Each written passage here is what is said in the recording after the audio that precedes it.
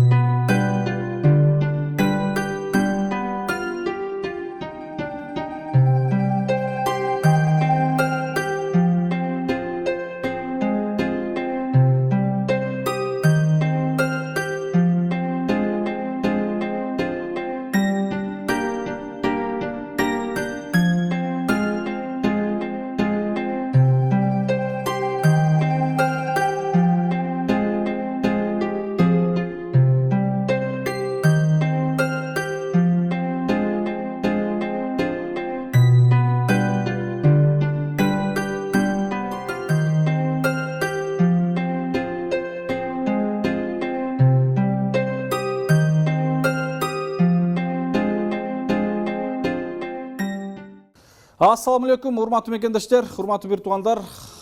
Кудай буйрса биздин Актиет Аманат коомдук фондунун Жалал Абад жерине салынып аткан муктаждар комплексинде мына бүгүн числонун 20 канчасы болуп калды? 12 декабрь экен. 12 декабрда мына ушундай кызуу жумуш жүрүп атат. Акыркы жумуштар күчтүү болуп атат. Бул жумуштар эмне жумуштар? Суу маселеси, ар бир бөлмөгө суу маселеси, сантехник жумушу бүтүп атат, Кудай кааласа. Анан свет маселеси, электрик азыр келбеди, бүгүн толук бүтүрүш керек эле. Анан айнек барда илгендер, бүгүн эшик койгондор, ушул иштер жүрүп атат. Урматтуу достор, жүрүңүз, келип койсоңуз. Биз азыр ишкана бөлмөсүндө турабыз. Биз ишкана бөлмөсүндө сантехник иштери болду. Мына ушул швейный цех бөлмөгө дагы биз ысык суу, муздак суу бул жака дагы кадимкидей чыгардык. Мына сантехник агабыз момундай, мына түгүнө момундай аристондорду коюп, мына көрүп атасыздар. Кадимкидей ысык суу, муздак суу бүттү. Мына бул жерде ысык суу, муздак суу чыгат. Бул үстүнө илинет. Бул жерде эми кичинекей холпол жууганы, же болбосо кичинекей баягы кружка койгонда ушундай условия коюлду. Себеби ушул жерде иштеген эжелерибиз, бир туугандарыбыз кызмат кылып атканда кичинекей болсо дагы условия болуп турса экен деп ушундай нерсени кылдык. Андан сырткары бүгүн дагы эмне жумуш жүргөнү мен азыр бөлүшөм. Мына азыр кухонный гарнитурларды болсо бөлүшүп кеттим. Бул жакта азыр толук көргөзүп койсоңуз болот. Достор, мына азыр биз 2 мебелди алып келип түшүрүп алдык, Кудай кааласа. Бүгүн муктаждар комплексине 2 кухонный мебель, момундай гарнитур идиш аяк кое турган акрил деген материал экен, мына газовый деп коет экен, караңыздар. Жакшысы баягы өзү тарс этип жабылбайт экен. Анан бул мойкаларын коюп беришти, азыр ушулардын баардыгын сразу сууларын улашат. Сантехник барда ушуларды бүтүрүп алайын деп аракет кылып атам, тытынып. Бундан сырткары стиральный машина келди. Анан аристондору менен келди. Бул эки кухонный гарнитур өзүнүн аристондору менен момундай эмелери менен сифон майдачылары менен 40 000 сомго түштү. 40 000 сомго түштү. Бул өзү 16 500дөн экен, 33 000 эко келди. Аристондору 5 000ден ушундай болду. Стиральный машина 22 000 сомго алдык. Кудай кааласа биз экинчи кабатта турабыз. Экинчи кабатта мынакей ремонту дагы сонун болгон, жакшы билесиздер. Флизелин обои болгон. Ушундай өтө сонун кооз болгон. Иш Кудайга шүгүр жаман эмес, жакшы.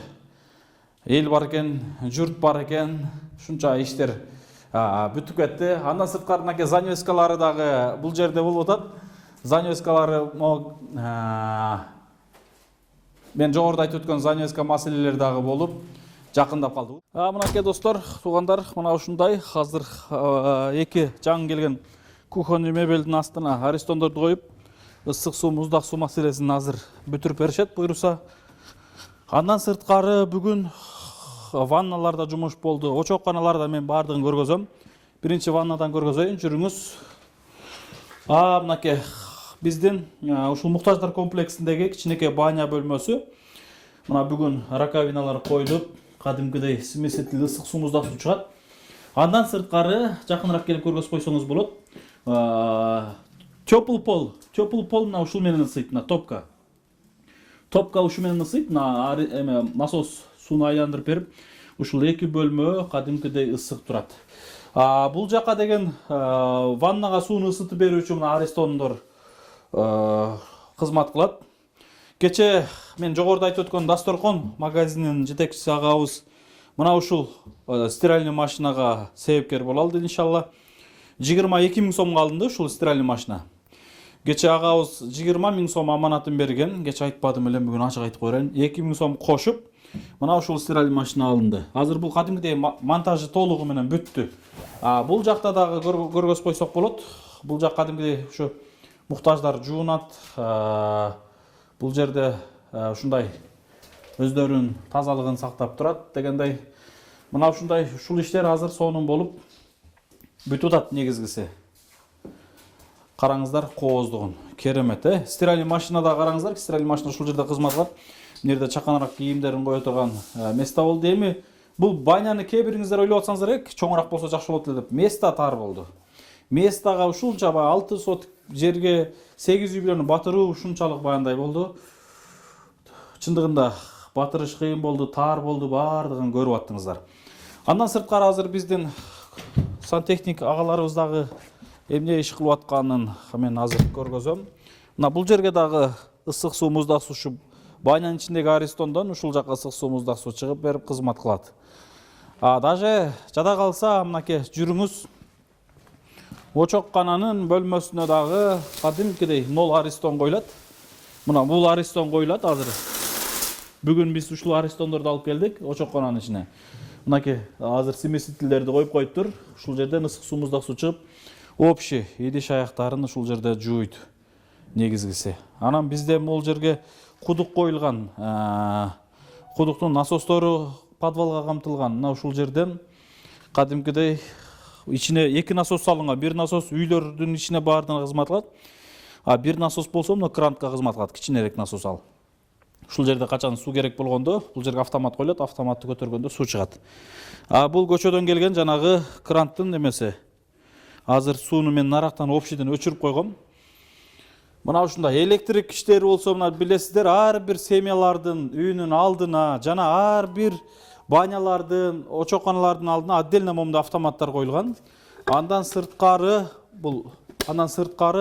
бул башкы щитибиз, мына башкы щит. Главный щит бул жерде общий свет ушундан өчөт. Бул экөө айтып эле келатам, паровой отоплениега, булар ар бир семьялардыкы. Азыр биз кече алып келген мына трокфаска 3 фазалуу мол учетчигибизди биз бул жерге коебуз дагы. Кабелди столбадан тартып келип бүтүргөн болсо бүтөт. Азыр мына көрдастар, мына 2 зым менен кирип турат. Эгерде 3 фаза мол 4 зымга 4 ток берилген болсо, кадимкидей же паровой отопленияларды ысытып берет иншалла, кызмат кылып калат. Мына ушундай достор, туугандар, азыр сантехник иштери аз калды. Мен бул пленка менен ачып аткан жерим дагычы ушул жерди айта кетейинчи, ушул жерди тоскону турабыз, шарт болуп калса.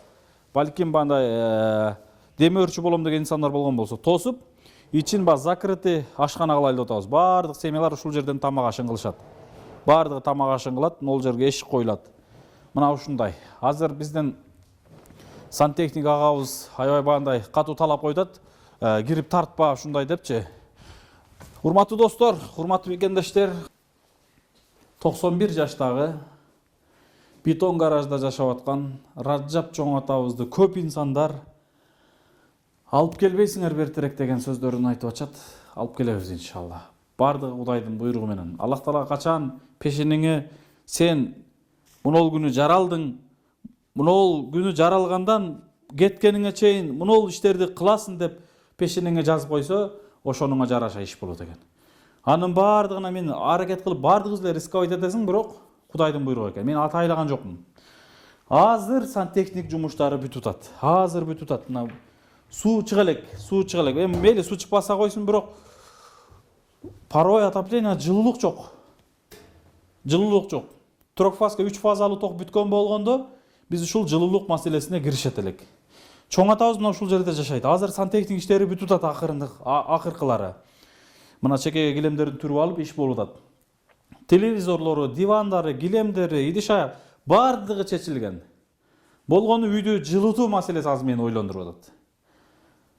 Эми буну Кудай кааласа жакын күндөрдө десем деле ушинтип эле баягындай тура эмес түшүнүк алып барып баягындай эме кылып атасыздар. Кудай кааласа мен мынол күнү дебейин, ушул декабрчы жаңы жылга чейин чоң атаны биздин комплекстен көрүп каласыздар иншалла. Кыскача сиздерге отчетум.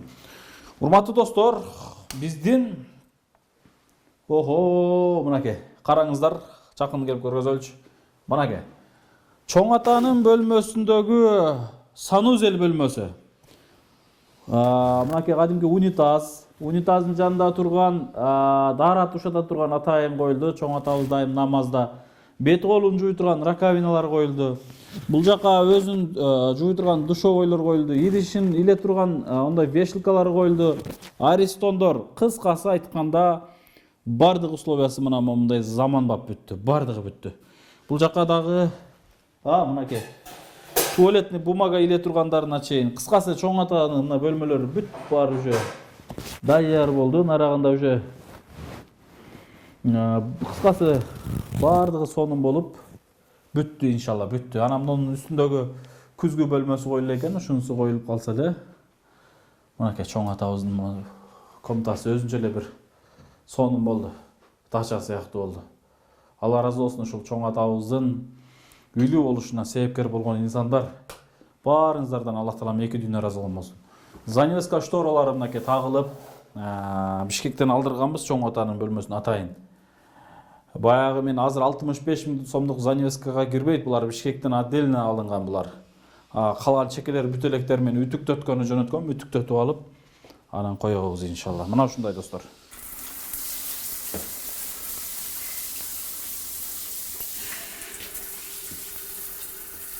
Подключение болгонбу? Ушкунука? Болду. Биринчи иштешти. Ичи таза. Быстро силикон берип коюш. Жарым сааттан өзү өтөт. Кийин колдонсо болор эт ужечи. Жарым саат туруп туруш керекпи? Ооба, жарым саат, 30 мүнөт. Ичинде эле бир сыйра майын сайлар бар да, эми ошолор тазалап алып чийип кетиш керек да. Стиральный машина, любой стиральный машина жаңы коюлган да. Ошо биринчи бир сыйра каластай жүрүш керек. Анан кадимгидей иштесе болор эт. Бул жагдай уже. Стиральный машинаны баанда кантип иштетишти бир сыйра түшүндүрүп берсеңиз, балким жаңы койгондор, үйлөрүнө койгондор түшүнүп алса жакшы болот. Жандырышат. Жандырып туруп анан мына кайсыл эмнени жууп атса, ошо время коёт да, старт басат. Старт басканга чейин бул жака айна салат, бунусуна колгон. Эгерде 1 сааттан жогоруга жууса, мал жерге лимонный кислота куят. 1 саатка чейинки болсо куюштун кереги жок. Себеби албайт бунучу. Эки жак менен эле иштейт.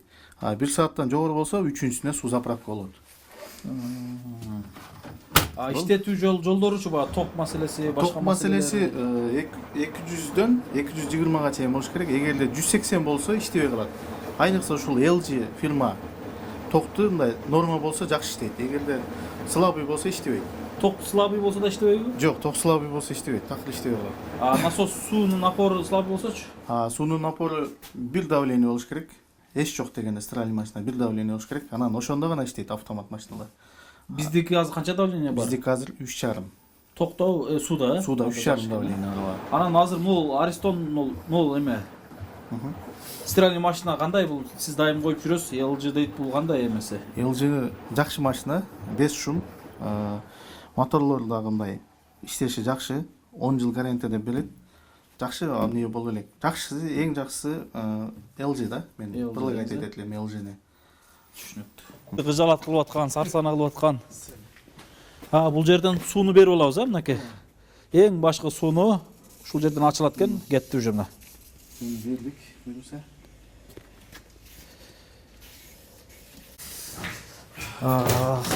Светти жандырайын. Жүрүңүз. Жүрүңүзчү. Ушунун суусу бизди ойлондуруп атат. Биринчи бул жактан текшерип берсеңиз. Общий аваринки да бар экен да. Мына өзү именно ошо кухнянын өзүнүн аваринкасы тиги көк. Бул жак болсо душтун аваринкасы. Ал жакка да отдельно ушул жерден жабылат, ошол жакшы экен. Ана бисмилля. Азыр бул жактан мустак суу чыкты. Азыр тиги жакта Аристон бар, толсо. Бул жактан ысыкса дагы чыгат. Мына достор, эми чоң ата Кудай буйруса бул жерден чыгып басып келип, кадимкидей ысык суу, муздак сууну ушул жерден пайдаланып, колун жууп, башка идиштерин жууп дегендей, кыскасы ысык суу, муздак суу пайдаланат. Мынакей сонун. Негизгиси санузел бөлмөсүн, эң негизгиси ошол жакты текшерип берсеңиз. Бисмилля, урматтуу мекендештер, урматтуу бир туугандар, мынакей биз көптөн көп күткөн чоң атанын санузели, Кудай кааласа мынакей ишке киргени турат. Машалла, мына бет жууй турган раковинада суу кадимкидей чыгып берди. Душ бөлмөсүндө мынакей жогору жагын каратың. Мынакей. Ана сиздерге сонун ысык суу, муздак суу чыгат. Аристон кадимкидей мына иштеп атат.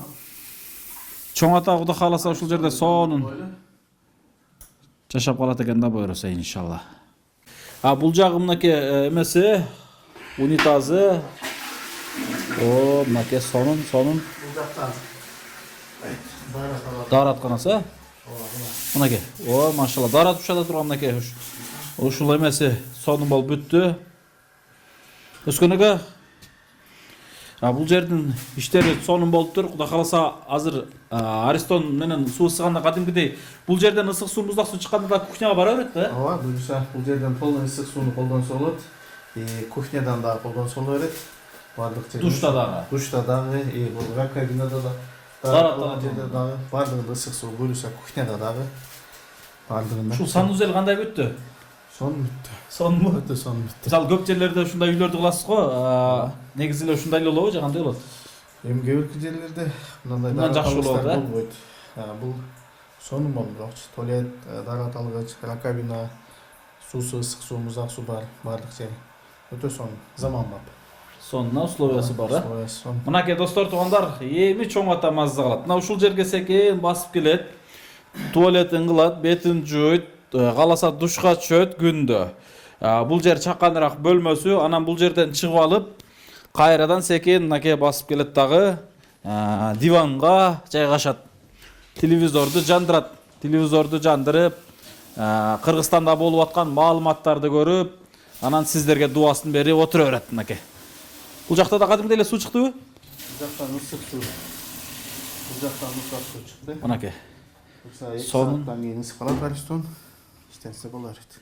Ишке жарай берет, Биз азыр баня менен биринчи бөлмө, чоң атанын бөлмөсүн текшерип бүттүк, калгандарын баардыгын көрсөк, Мынакей чоң атанын аркасында экинчи бөлмөгө келдик. Мынакей. Бул жагын көргөз койсоңуз болот. Мына бул жакта атайын отдельно мына Аристон коюлду. Үстүдө кадимкидей мына суу чыгып атат. Идиш аягын жууп, сонун условия, Бул жерде кемчилик жок, Жок. Буюрса бар. Мынакей. Жүрүңүз кийинки бөлмөгө. Булардын суулары кантип сыртка чыгып атат деп да ойлошуңуздар мүмкүн. Канализация.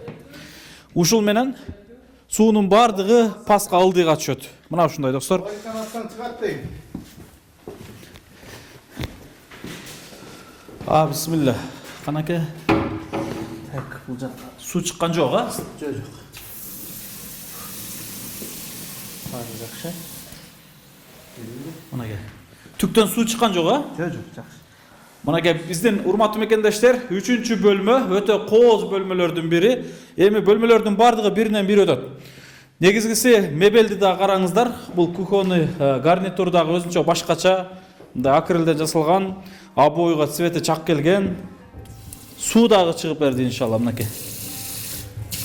Сонун болуптур. Кириңиз, жүрүңүз эми кийинки комнатага. Мынакей. Бул бөлмө дагы өзүнчө бир кооз. Биринчи түгүн текшерип атат, Өскөн акебиз караңыздар. Суу акпай атабы, чыкпай атабы ушуну билип атат.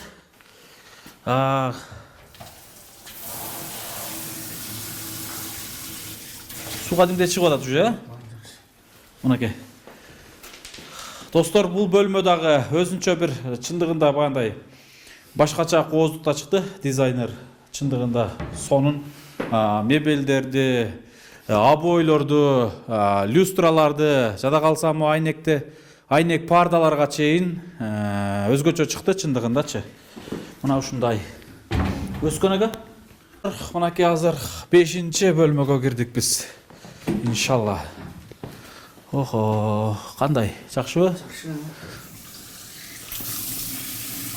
Мен бул муктаждар комплексинин үйүнүн ичинен чын айтканда үйлөрдүн ичинен мындай суу чыгарам деген багандай башта ой деле болбосо керек эле, бирок кийин багандай бардык технология өнүгүп заманбап болгондуктан бул жерге кудук кылып, кранта суу болбосо дагы мына ушундай насостун жардамы менен бул жерге суу чыгып алганына мен ушунчалык сүйүнүп атам азырчы. Ысык суу, муздак суу кадимдей чыгат, Кудай кааласа мынакей бардык 9 үй бүлөнүн идиш аягы. Ушул идиш аякты да жардам берген бир эжекебиз. Мына ушул идиш аяктардын бардыгы, урматтуу мекендештер, ушул 8 үй бүлө ушул идиштерин ушул жерде сонун кылып жууйт экен да, маззал. Охо, мынакей. Мына булар деген мына смесителдер Россиядан келген, Москвадан. Өскөн ака, качестволары кандай бул смесителдердин сапаттары? Качествосы жакшы. Жакшыбы? Жакшы фирма. Жакшы запаскалары менен экен. Жакшы. Баары запастары менен, а? Запастары менен. Негизинде бул жерде азыр сантехник жумуштары кандай болду? Жакшы койду Кудай. Жакшы эле болдубу? Материалдары, башкалары. Жакшы материал койлуп, полный турецкий койлуп материалдар, суу нелер. Насостун да жакшысын койдук. Чтобы бардык жашагандар ачса дагы тегиз бирдей сууну чыгарып бере алат да. Мына ушуну айтайын дегеним. Муктаждар комплексинде 8 үй бүлө бар. 8 үй бүлөдө ар биринде бірден точка бар. Плюс баняда 2 точка, стиральный машина менен 3 точка бар экен. 8, 11. Очокканада бирөө бар, 12. Швейный цехта бирөө бар, 13. Сыртта 2 краник бар, 15. Дагы бир 2 краник эсимен чыгып атам, 17 краник бар да. 17 кранды бир ачканда суу чыгарып бере алабы? Берет. Точно. Точно жеткизип берет. Машалла. Мынакей урматтуу мекендештер, бул жагы сонун кабар, Кудай кааласа жүрүңүз. Кийинкисин бисмилла. Мынакей биздин 6-чы бөлмөбүз. Муктаждар комплексинин 6-чы семьянын үйү. Канакей текшереличи. Аристонду саят экенбиз. Мынакей токко жакын. Жетеби, кичине тартсак жетип калат. Жетти. Жанды. Аристон жанды, жакыныраак көргөзүп койсоңуз. Мынакей Аристон жанды, кадимкидей.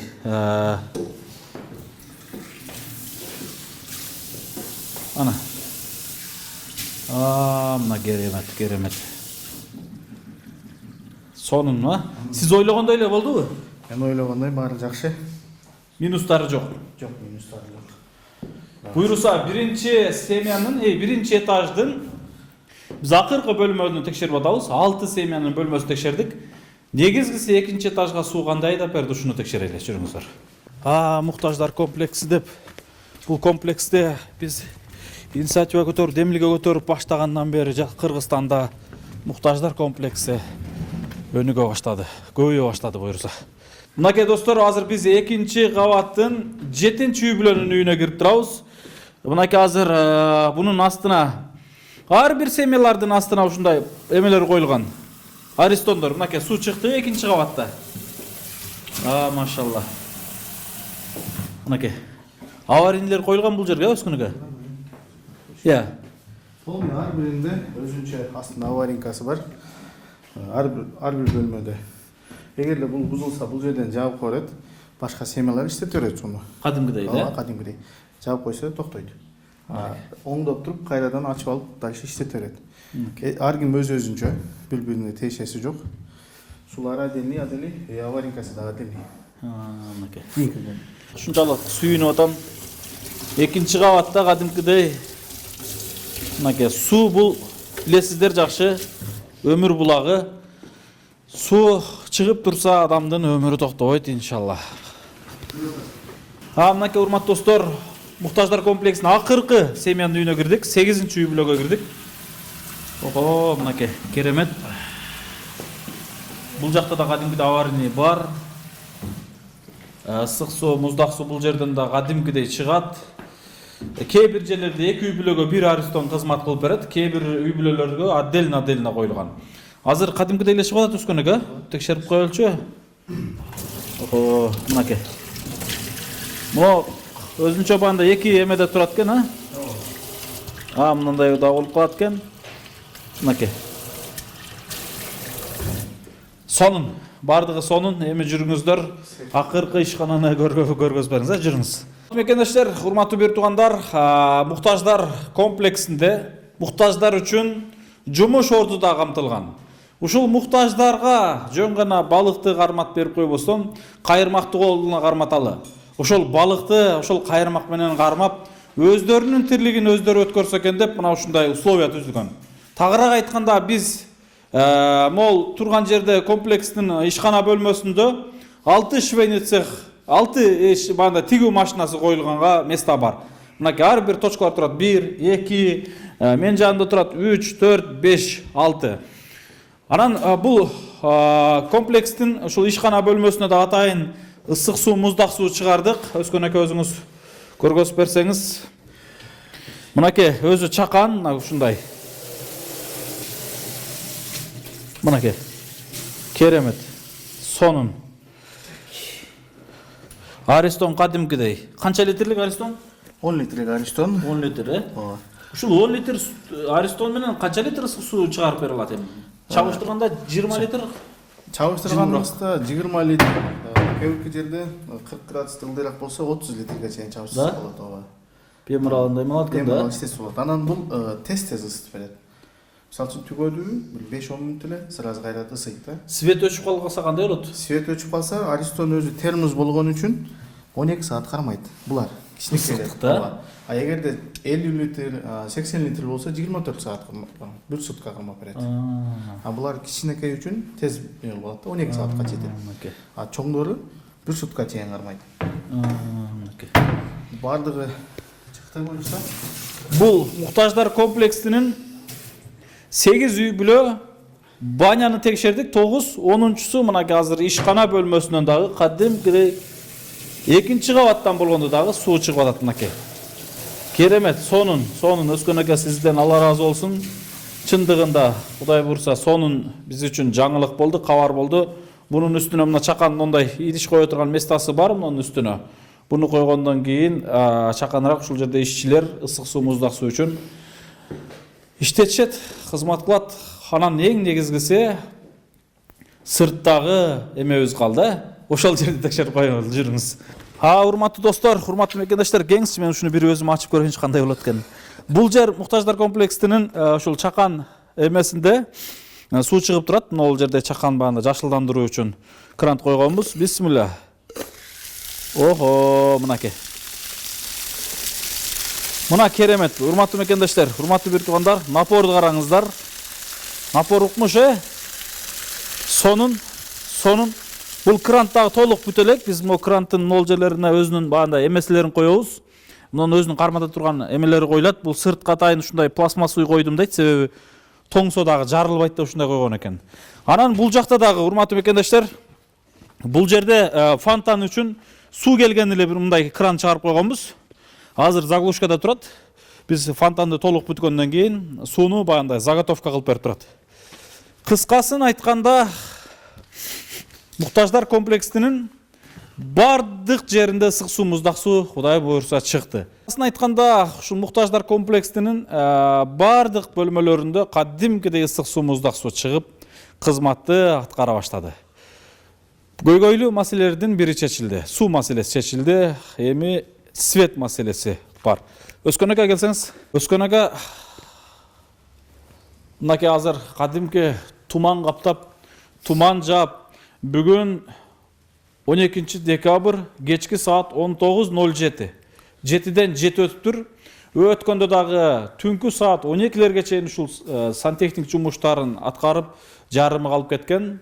Толук сууну чыгарып берип азыр бизге тапшырып, текшерип берип турат. Буга чейин үйдүн ичине сууларды киргизип берген. Могул жерге крандарды, турбаларды таштап, кыскасын айтканда смесителден башкасын баардыгын жасап берип бүтүргөн.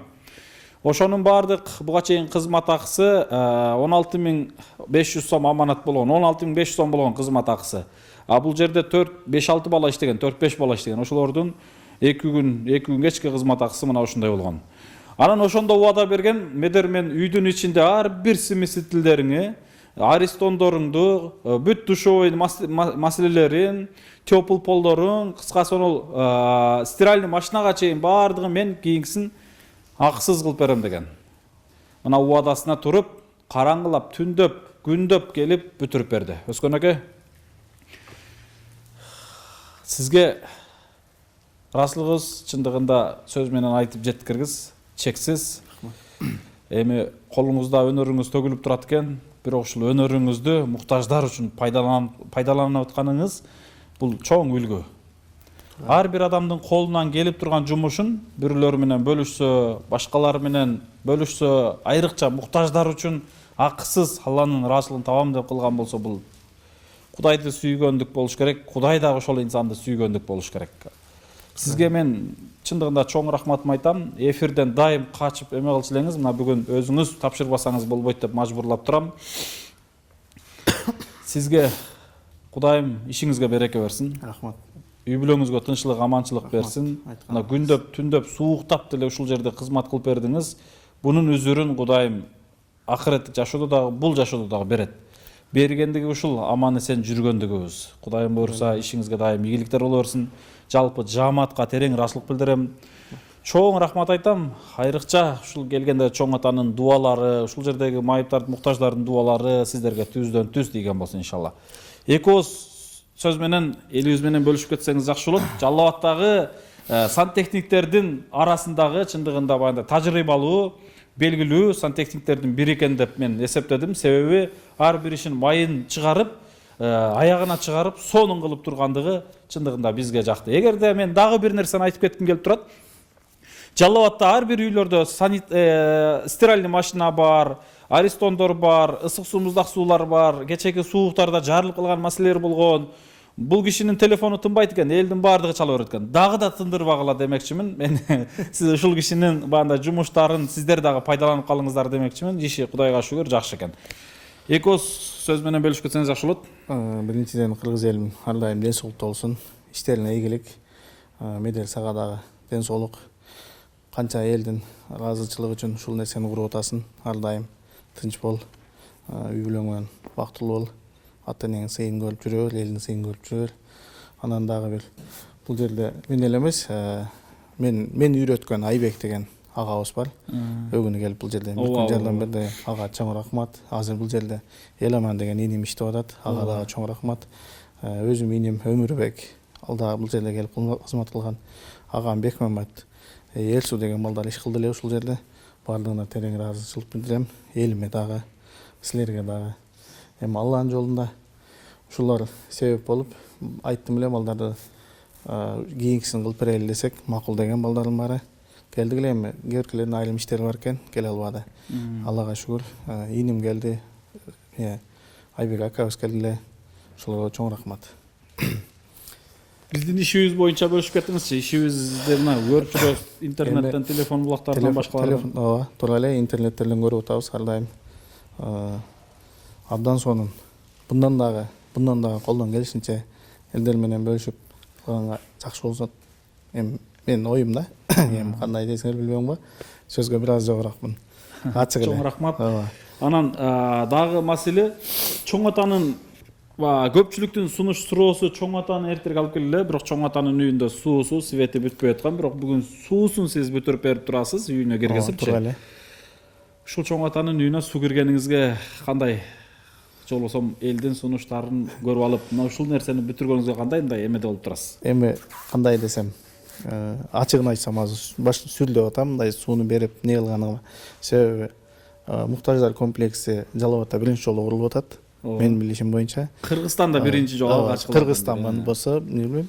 Анан мындай менде деле биринчи жолу болуп атат мындай иш боюнча.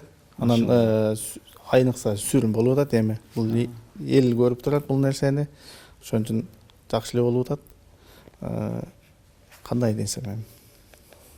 Кызматыңыздарга нааразы эмессиздерби? Жок, жакшы. Ыраазысыздарбы? Негизгиси. Ыраазымын, Аллах разы болсун. Аллах Анан разы болсун. элибиз дагы сиздин кызматыңызды пайдаланабыз деп, сизге кызматы түшүп байланышабыз деп калса, кантип байланышса болобу же кандай? Байланышса болот, туура эле. Телефонуңузду эми айтып кетпесеңиз болбойт. Жайлабайлы. Урматтуу мекендештер, менден баары бир Өскөн аке сурайт да, номериңизди баары бир сурайт. Мен азыр сиз бербегениңиз менен деле сурайт. Мен берип кое берейин, себеби сизге кайрылат, иши орлор, Жалал Абадта жумушу барлар кайрылат. Мен албетте ушундай муктаждар үчүн кызмат кылган инсандарды эмне үчүн мен элге сунуштабайм, эмне үчүн мен элге жарыялабайм. Сиздердей инсандардан бизге окшогон жаштар үлгү алса экен дейт элем. Урматтуу мекендештер, Өскөн акебиздин номери 774 менен 09 44 44. Өскөн аке капа болбоңуз, көпчүлүк инсандардын бул жумушка иши түшөт экен. Ошондуктан сизге кайрылган болсо, туура эле кабыл алып, балким убактыңыз болсо, мүмкүнчүлүгүңүз болсо, кызмат кылып коесуз. Үй тиричилиги деле керек болот, баары бир жумушуңуз негизи ушул, негизи го убактыңыз жок экен, ошентсе деле кошумча жумуш иншалла. Сизге рахмат анда эмесе. Алла разы болсун. Ден соолуктуу болуңуз. Жамаатка Аллах разы болсун. Чоң рахмат, мен ыраазычылыгымды чындыгында жеткире албай турам. Анан дагы өткөндө биз ушул комплекске нарактан сырттан келген чоң турбаны дагы жаткырып алганыбыздан кийин ошол турбаларды улаганы дагы мына ушул агабыз жардам берген. Бардыгын улап берген, ушул жерге чейин киргизген, кыскасын айтканда ушундай чоң кызматтарды кылып берди. Сизге рахмат. Алла разы болсун. Чоң рахмат, иштериңизге ийгиликтер боло берсин. Мына ушундай достор, туугандар, эми эмне демекчибиз? Баягындай булактын көзүн тапсаң, булактын көзүн сөзсүз ач дейт, булактын көзүн эч качан жаппа дейт. Ошон үчүн бул суу адамдын өмүр булагы. Ар бирибиз чындыгында бул суусуз жашай албайбыз, нансыз жашай албайбыз. Андыктан негизи эле ар бир жерлерге ушундай суу маселесине кызмат кылып, себепкер болгон инсандарга Аллах таалам бул эсепсиз ажыр соопторду берсе керек. Урматтуу мекендештер, биз үшүп калдык. Анда эмесе Кудай калса дагы кабарлашып турабыз, байланышып турабыз. Мына бүгүн биз 12 декабрда сонун иштерибиз бүттү. Эртеңдерден электрик маселеси толук бүтсө, декабрь ичи уже жакшы жаңылыктар менен сиздер менен бөлүшө баштайбыз. Кудай кааласа жакшылык күндөрдө жолукканды Аллах таалам насип эте берсин иншалла. Баягындай негизгиси ушул ишибиздин аягына чыгып калгандыгы сонун болду. Анан муктаждар комплексинин артында строительный материалдардан бир нече карыздарыбыз бар деп мен бөлүштүм. Эми Кудайым ал жагына да жардам берет, элибизди себепкер кылат. 217 000 сом карызыбыз бар экен. Кудай кааласа ал карыздарды дагы бүтүрүп алганды Аллах таалам насип эткен болсун. Анын бардыгына мына ушул строительный материалдарды алып жүрүп ушул карыз болгон. Ушунчалык бирге себепкер болдук. Баягындай кемеге түшкөндүн жаны бир дейт. Аягына чейин биргеликте чыгабыз иншалла. Тынч болуңуздар, аман болуңуздар. Байланыш WhatsApp, Элсом номерлерди айтып кетсем, 705 менен 33 77 90. Сбербанк карталары коюлат. Ошол видеолордун астына кайдыгер карабастан колдон келишинче көмөктөшүңүздөр, жардам бериңиздер. Бул иш башталышы. Муктаждар комплексин эми Кыргызстанга колдон келишинче салабыз. Мына ушундай Өскөн агабыздай, мына ушундай Эран агабыздай, мына ушундай деги атын айтып отурсам, толтура бул жерде Чыңгыз досубуз, Алмаз досубуз, Мурат деген агаларыбыз, Атабек деген агаларыбыз. Эми бул жерде чындыгында көп инсандардын колу тийди, жардам болду. Мына ошондой инсандардын көмөгү тийип турса, колдоп турса, андан сырткары бөтөн жакта, алыс жакта жүргөн мекендештерибиз дагы баягы материалдык колдоп турду. Ушундай элибиз колдоп турган болсо биз чарчабайбыз, комплекстерди Кыргызстанга сала беребиз. Андыктан 5 манжа бөлөк билек бир дейт. Биз бириксек, биз ынтымакташсак, мындай иштердин далайын кылабыз иншалла. Барыңыздар тынч болуңуздар. Ассаламу алейкум.